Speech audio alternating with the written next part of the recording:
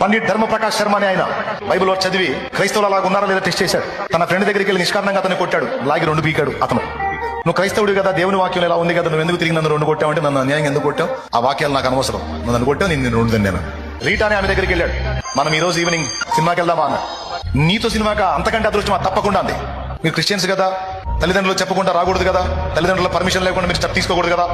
వాళ్ళకి ఏదో ఒకటి చెప్పొచ్చు, అదనపు తరగతి ఉంది, అదనపు క్లాస్ ఉందని చెప్తా అంటే వాళ్ళని మోసగిస్తాం. ఇవన్నీ పట్టించుకోవద్దు, మనం మూవీకి వెళ్ళాలి నీతో అంటే, నీతో అదృష్టం దొరికిద్దా మళ్ళీ తప్పనిసరిగా నేను వస్తాను ఎప్పుడు, లేదు నేను తర్వాత చెప్తానని వెళ్ళిపోయాడు.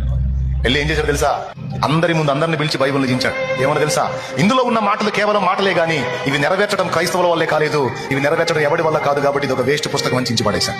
ఆయన అన్యుడు, కొద్ది కాలం తర్వాత వివాహితుడయ్యాడు. అనుకోని స్థితిలో ఒక దైవజనుడు కూతుర్ని పెళ్లి చేసుకున్నాడు, పండిట్ ధర్మ ప్రకాష్ శర్మ అని ఆయన.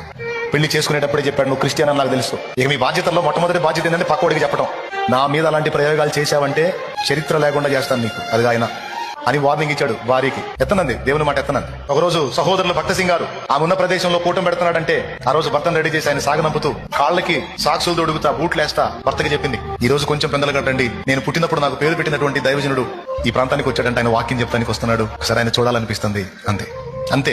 ఆ బూట్ కాలతో కొడితే అలాగున్న దన్మని పక్కన ఉన్నదాన్ని గుద్దుకొని తల పగిలి బ్లడ్ వచ్చింది.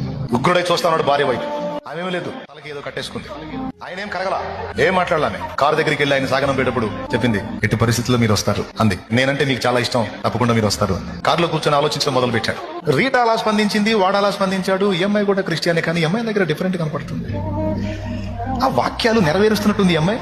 అంటే దేవుని యేసుప్రభు వాక్యాలు నెరవేర్చ సాధ్యమేనా, ఇవన్నీ ఈ దగ్గర కనపడుతున్నాయని ఇంకా టెస్ట్ చేశాడు. చివరికి ఏమయ్యాడో తెలుసా, ఆయన మారి సేవకుడు అయ్యాడు.